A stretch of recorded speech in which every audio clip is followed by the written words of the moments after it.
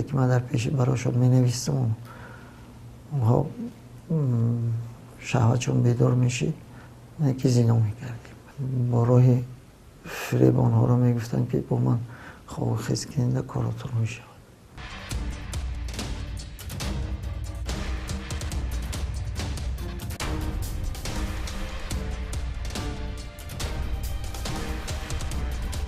زنا در نگاه اسلام حرام است و زناکار دوزخی است.